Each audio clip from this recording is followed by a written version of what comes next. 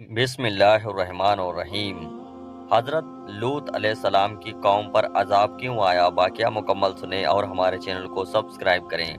حضرت لوط علیہ السلام جس قوم کی طرف بھیجے گئے بہت ہی خوشحال تھی، ان کی بستیاں بہت آباد تھیں، لیکن یہ قوم برائی میں ڈوبی ہوئی تھی۔ لوگ خدا کو چھوڑ کر بتوں کو پوجتے، بٹماری کرتے، اور سب سے بڑی برائی ان کے یہاں یہ تھی کہ عورتوں کو چھوڑ کر لڑکوں کے ساتھ برا کام کرتے۔ کہا جاتا ہے اس بدفعلی کا بانی شیطان تھا۔ جب اس نے چاہا کہ قوم میں یہ برائی پھیلے تو اس نے ایک عجیب ترکیب سے کام لیا۔ ابلیس ایک خوبصورت لڑکے کی شکل میں ایک باغ میں آتا اور ہمیشہ اس کے پھل اور پھولوں کو نقصان پہنچاتا۔ باغ کا مالک اسے پکڑنے کی کوشش کرتا، لیکن وہ بھاگ کر باغ سے نکل جاتا۔ جب باغ کو بہت نقصان پہنچا اور باغ کا مالک پریشان ہو گیا تو ایک دن ابلیس نے کہا کہ اگر تو چاہتا ہے کہ باغ میں نہ آؤں تو میرے ساتھ یہ برا فعل کر اور اپنے باغ کی طرف سے بے فکر ہو جا۔ باغ کے مالک نے کہا یہ تو بہت اچھا ہے، اور پھر اس برائی میں پڑ گیا۔ اس طرح شیطان کے پھیلے بد کو اس قوم میں جاری کر دیا۔ خدا کی طرف سے ہدایت کے لیے حضرت لوط علیہ السلام نے لوگوں کو پھیلے بد سے روکا اور ان کو ہر طرح سے سمجھایا اور خدا کا خوف دلایا، اور کہا کہ اگر تم برائی سے باز نہیں آتے ہو تو خدا کا عذاب تمہیں دھر لے گا۔ لیکن لوگ اتنے بے شرم اور بے حیا تھے کہ بولے حضرت لوط پھر بھی ان کو سمجھاتے رہے اور ان کو خدا کی طرف دعوت دیتے رہے۔ اپنے چچا ابراہیم علیہ السلام کی طرح حضرت لوط علیہ السلام بھی مہمانی کی بڑی عزت اور خدمت کرتے تھے۔ جب حضرت لوط کی قوم کی برائی حد سے زیادہ بڑھ گئی تو خدا نے اس قوم کو مٹا دینے کا فیصلہ کر لیا۔ کچھ فرشتے حسین اور خوبصورت لڑکوں کی شکل میں حضرت لوط علیہ السلام کے سامنے آئے۔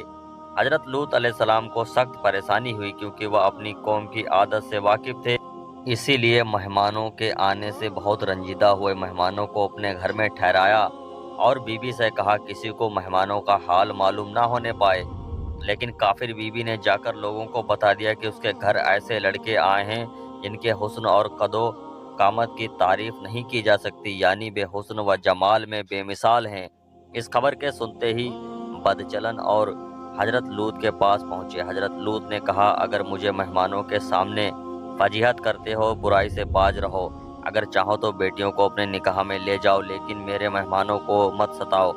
کافروں نے کہا تیری بیٹیوں سے ہمیں کوئی مطلب نہیں، اے لوط جو ہمارا ارادہ ہے تجھ کو خوب جانتا ہے۔ فرشتوں نے جب دیکھا کہ حضرت لوط بہت پریشان ہیں تو خاموشی سے ان سے کہا آپ بے خوف رہیے، ہم خدا کے فرشتے ہیں، یہ جو کچھ بھی نقصان نہیں پہنچا سکتے۔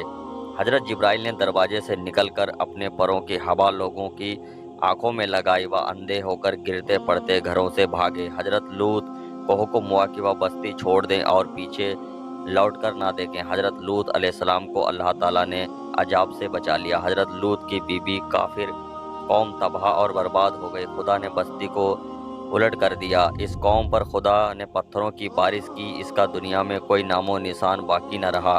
حضرت لوط علیہ السلام اپنے چچا حضرت ابراہیم علیہ السلام کے پاس چلے گئے۔ ربیع الاول کی 10ویں تاریخ کو ان کا انتقال ہوا۔ حضرت یوسف علیہ السلام کے اس ویڈیو کا پہلا پارٹ یہیں مکمل ہوتا ہے۔ ویڈیو دیکھنے کے لیے بہت بہت شکریہ۔ ملتے ہیں اگلے سچے واقعے کے ساتھ، تب تک کے لیے اللہ حافظ۔